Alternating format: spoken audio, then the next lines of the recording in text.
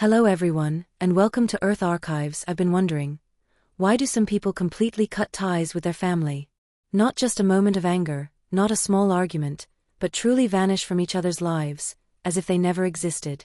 I just don't understand. What actually happens? Remember to subscribe, like, and share this with anyone who might need it. This question is far more complex than it seems on the surface. Many adults carry a moment inside them they've never shared with anyone, a moment even they can't fully explain. Imagine sitting alone in your living room late at night, the lights off, your phone lying quietly on the table. A message from a family member pops up, but it goes unread. You stare at it for a long time, your finger hovering, yet you don't tap. In that moment, you realize you can no longer respond as you once did. It's not because you don't care or because you're angry, but because a long-suppressed part of you has finally collapsed. You can no longer pretend everything is normal. Collapsed. That's what it feels like? Like suddenly, you can't even save that relationship yourself.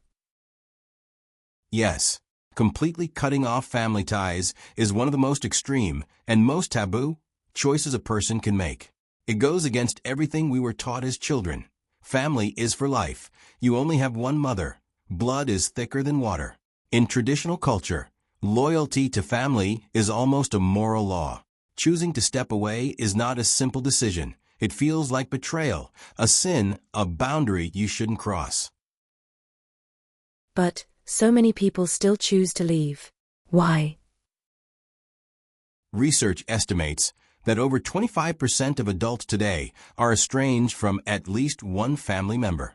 Millions of people look at those who raise them and think to themselves, I can no longer survive in this relationship. The real question isn't why they leave. It's what kind of pain makes such a forbidden choice the only way to keep living. So, psychologically, what's going on? It's fascinating. Family estrangement doesn't happen in one dramatic explosion. It happens quietly, in moments almost imperceptible. Many think family breakdowns are caused by a huge fight, an out-of-control Thanksgiving argument, a political clash, or a forgotten birthday. But the straw that breaks the camel's back is never the heaviest. It's simply the last one placed on a psychological structure that's been cracking for years. So, family estrangement is a slow-burning process? Exactly. It's a decades-long psychological erosion. It begins with moments so subtle you barely notice. Light dismissals, controlling questions, emotional devaluations disguised as advice. Alone, they seem harmless, but over time, they create a constant psychological high-pressure zone. You learn to shrink yourself, to ignore the tightening in your chest, to leave space in your breathing and not challenge things, because you know that challenging will only hurt. Psychologists call this death by 1,000 paper cuts. It's not one blow that destroys you. It's the accumulation of countless tiny wounds. So, family estrangement is a slow-burning process? Often, it's something small, a joking remark that crosses a line, a boundary ignored, a familiar disrespect. So familiar it feels scripted, but this time, a quiet voice inside whispers, I can't take it anymore. Not because this moment is different, but because you have changed. From the outside, it may look like an instant decision, but in reality, this relationship has already been dead for years, quietly, in silence. So, this is a form of self-protection. Exactly. You might feel guilty, even blame yourself, but stepping back is not betrayal. It's a survival strategy. In psychology, this is called failed differentiation, meaning you cannot maintain the relationship while fully being yourself. Over time, you learn a heartbreaking truth. You can either stay in the relationship or be yourself, but you cannot do both. Then why did all the efforts to communicate before never work? That's the magic of the reconciliation cycle. You try, explain, hope, get brief understanding, then fall back and get hurt again. This cycle can repeat many times, even decades. You calmly tell them how their words hurt you. They may seem to understand, maybe apologize, show kindness. But soon, everything returns to the starting point. The same criticism appears again. The same boundaries are crossed again. The same emotional wounds reopen. So, even therapy can't help? It's not that therapy is ineffective.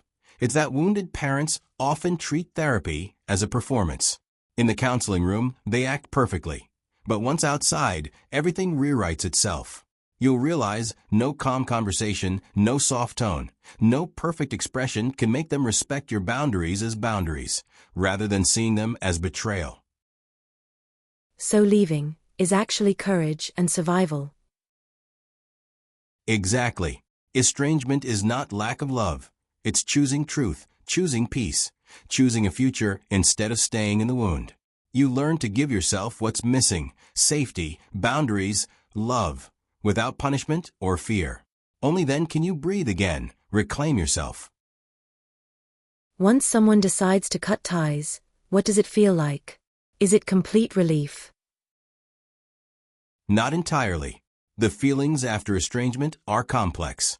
You may feel freedom and guilt, peace and sadness, relief and fear, all at once. It's an experience psychologists call ambiguous loss. You haven't lost something dead, but a living relationship you can no longer engage with. The parents you once had, the care you expected, the sense of safety that should have existed, they suddenly become emptiness. This kind of pain can sometimes be harder than obvious loss. So, we are both losing and gaining at the same time? Exactly. You lose a relationship that may never have been truly healthy, and you gain breathing space, your first chance to live for yourself. Many people realize at this moment that they spent their lives sacrificing for others' emotions, living as a false self. This false self is created to maintain peace, avoid conflict, the quiet child, the compliant child, the family's little psychologist, emotional sponge, even taking on adult responsibilities before your mind was mature. So all those years, I was taking care of them, but never myself? Exactly. You absorbed the chaos, carried responsibilities that weren't yours, and your true self was gradually buried. But when you finally choose estrangement, cracks appear in that false self, and you begin to ask yourself, who am I really? Why, among the people who claim to love me, do I feel so unsafe? So, how does the healing process actually begin? Healing begins with acceptance. Accept that you can feel freedom, sadness, guilt, and relief all at once, and that these feelings can coexist without contradiction. Then, you start learning to give yourself what you've been missing: unconditional affirmation, boundaries without punishment, love free from fear. You can say to yourself, I am allowed to feel this way, I have the right to rest, I can say no without guilt.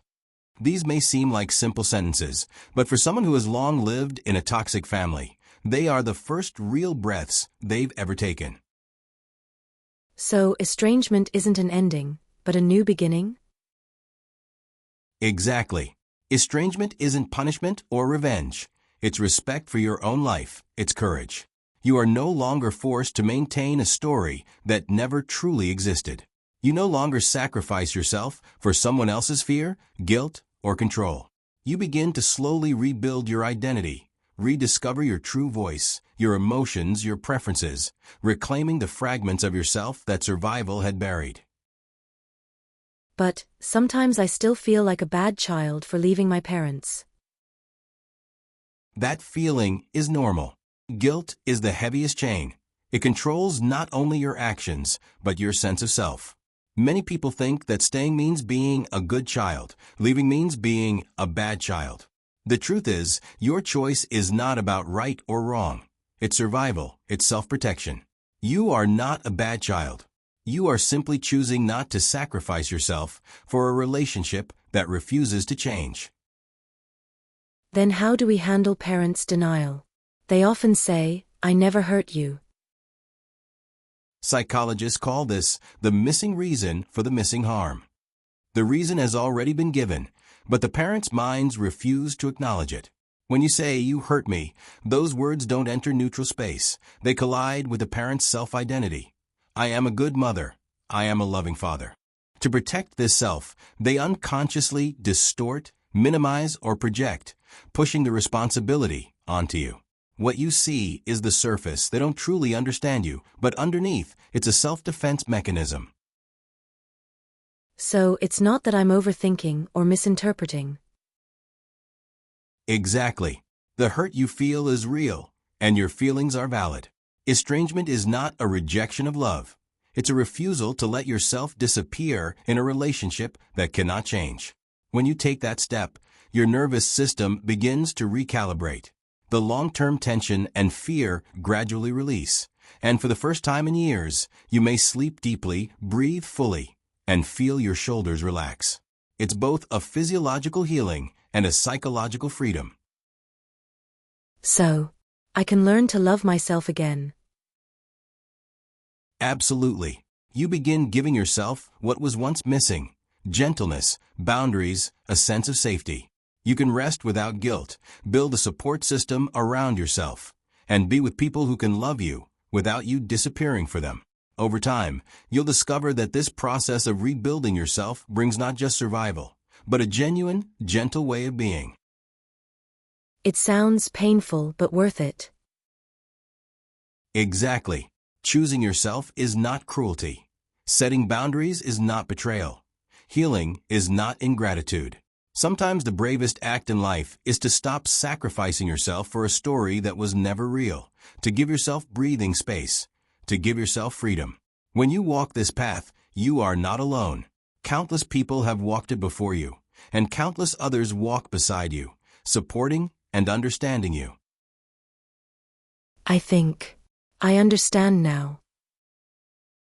That's why I hope everyone watching this video remembers: estrangement is not the end. It's a beginning. It's respect for your own life.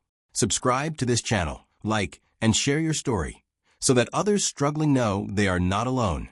They deserve safety, dignity, and a way of being that is gentler than merely surviving.